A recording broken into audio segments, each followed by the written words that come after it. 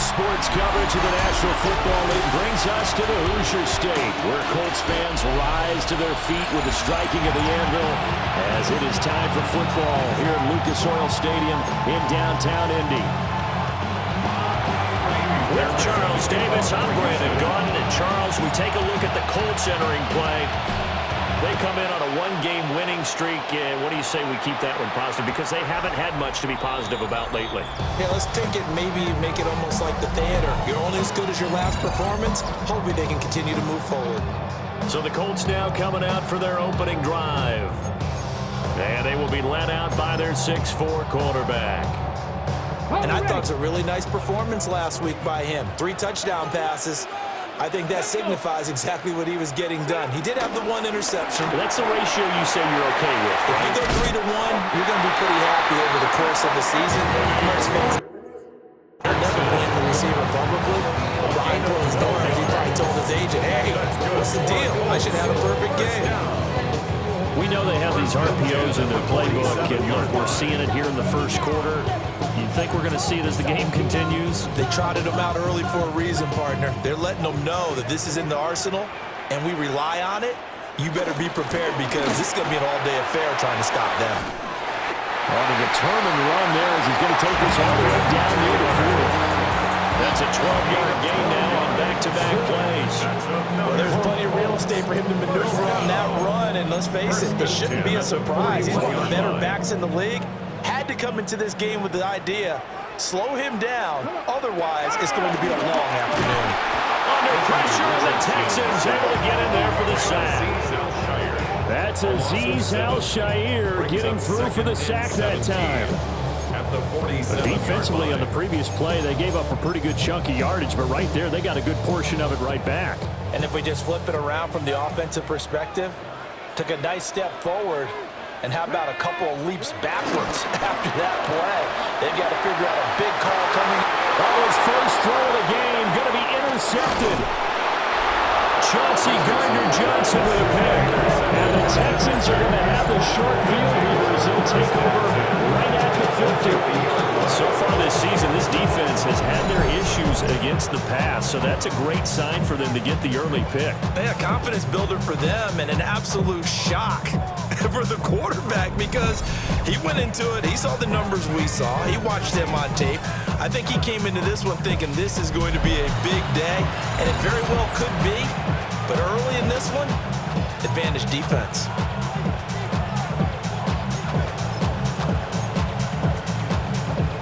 Looking to put a drive together.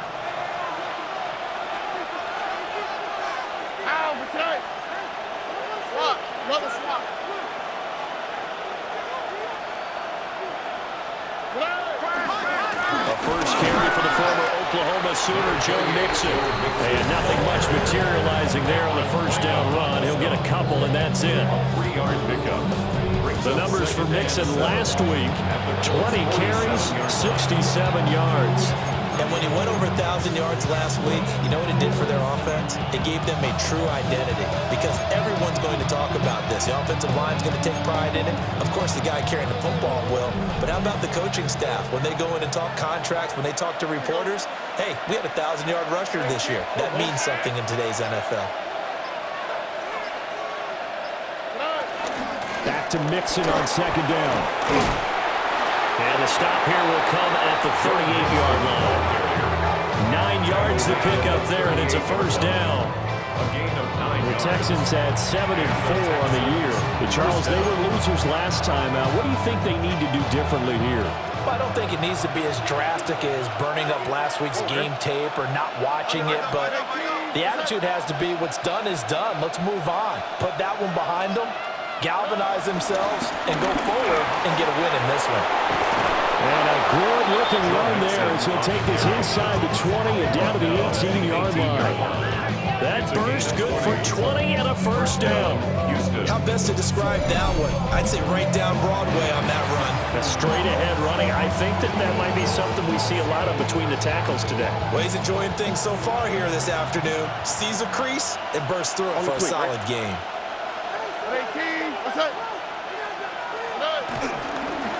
They run the option here on 1st and 10. Stroud is hit, and the ball is loose. Could have been a costly mistake, but as it turns out, they keep possession. You can't give away these types of opportunities in the red zone. And I'm sure that was flashing through his brain as the ball escaped his hands. Fortunately for him, able to get picked up by his team, fumbled, recovered. They still have an opportunity deep in the red zone. He'll drop this one down to Mixon. And the Texans are going to be set up with a 1st and goal coming up as they get him down at the 6-yard line. Well, they'll use him a lot out of the backfield. He had 5 catches a week ago, and he makes another catch here for good yardage.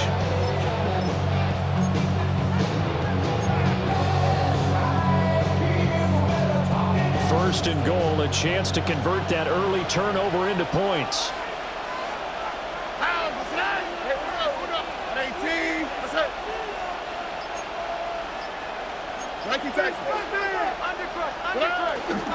They'll run with Chubb.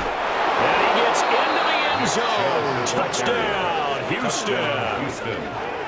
Nick Chubb, his 5th rushing touchdown now on the year.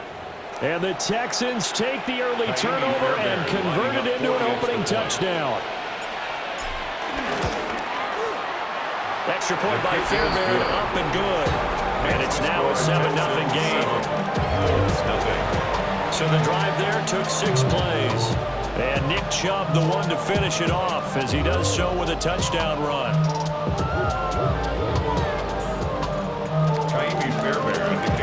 So after the touchdown, here's Fairbairn now to kick it away.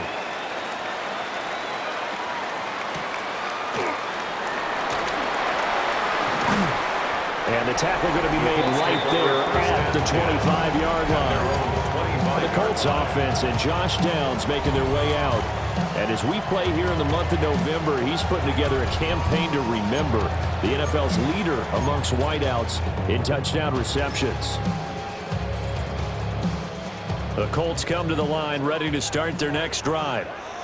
And the interception on that opening drive winds up leading to the touchdown, so now it's kind of time to start over. Yeah, it certainly is, and his first throw of the game. But I like the way his guys rallied around him. Oftentimes, the quarterback is the leader, right? He tells everyone what to do. In this case, I noticed his linemen around him kind of patting him, saying, let's go, big boy. You're still our leader.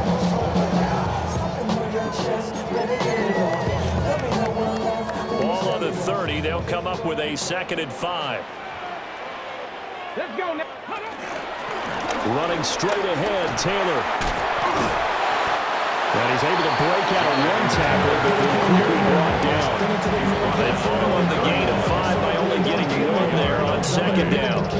Look at the defense for these Texans. And they're currently 21st, Charles, in the NFL against the run. Stopping the run, that's been an issue for them all season long. Aren't you glad that you're not coaching the defense right now? I'm very glad. They said that they've seen it in doses, but very, very small doses. Yeah, you've got to be consistent. It's down in and down out. Being able to play it, understand what you have to get done, and finally stop some people, put them on the ground. That looks like it's going to be 2 empty possessions now to start this football game. I think they're going to have to sit down and talk about what worked for them last week in their win. Sometimes you over-game plan, overthink things, get back to what works. Called out a punt of 38 yards officially, and the Texans will take over. So now we get set to see Houston for their 2nd drive of the ball game. And they'll be looking to make this a 2-score advantage. Had the touchdown on their first drive, Charles. Hey, they can get up 2 scores here on the road. That's a heck of a start. And not only have they thought about it, I wonder if they visualized it. I remember playing and they used to turn the lights out in our meeting room and run through a situation like this and say, just think about what it would be like to be up on the road and take the crowd out of it. Maybe they did some of that. And he's going to be met at the line of scrimmage and taken down. Officially, it's a 1-yard loss. That's going to bring up 2nd and 11. Brings up 2nd and 11. Here we go. At the 33-yard line. Play action. Stroud now.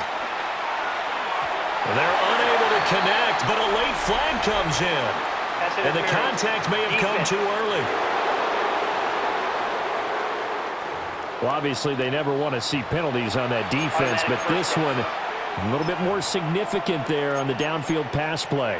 And coaches preach it all the time. You can't put yourself in that kind of position if you're the defender. You've got to stay in a spot far downfield where you can play the ball without creating extra contact.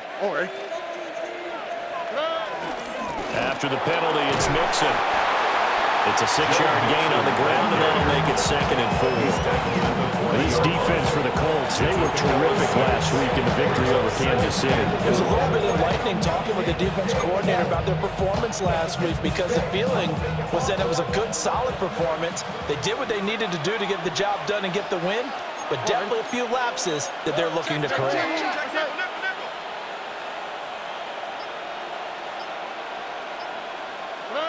A shotgun snap to Stroud. A hit as he throws there, incomplete. I think he had to load that one before he wanted to. He was right up in his grill. I think he was a dentist there without a license, don't you? Just not enough time for the play to develop. Just lucky it wasn't a fumble, really. Now they face a 3rd down and 4 after that incompletion on 2nd down. Caught left side. Here's Dell. And he's just going to be short here, barely, maybe by a half a foot. It'll be 4th and inches. It's now 4th down. An audible here to get a new look.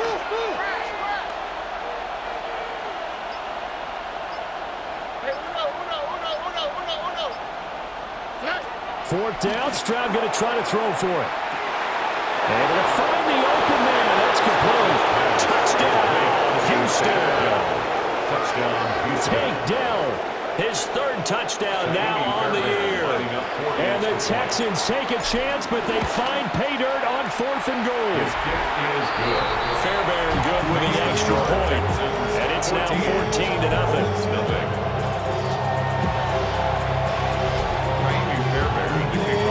So after the touchdown, here's Fairbairn now to kick it away.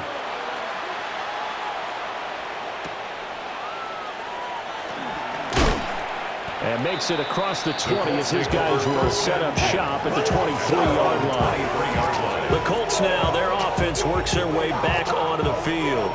They find themselves in a good-sized hole here, and a good-sized hole early on in this game as they come up on 1st down.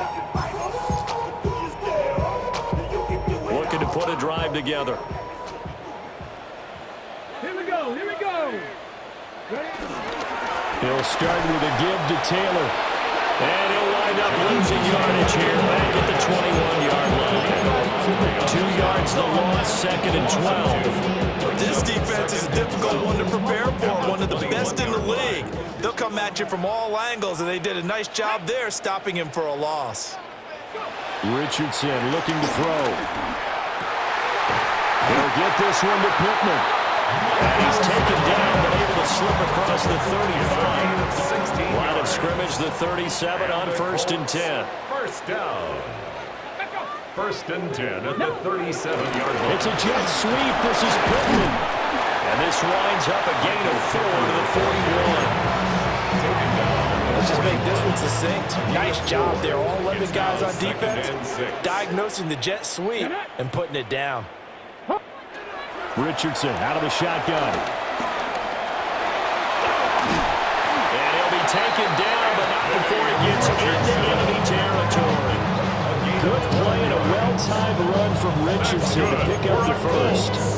I can't be sure how much of that was planned pre-snap, but it certainly opens up some avenues for their offense. And if he can stay a threat to break off those kind of runs, it'll pull defenders away from coverage and open up some choice throwing lanes for him moving forward.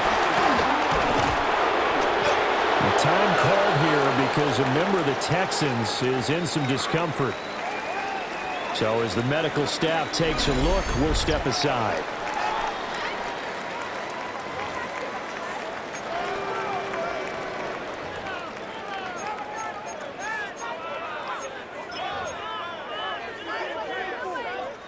Ball on the 47-yard line. Here's a 2nd down and 9. Richardson working from the gun.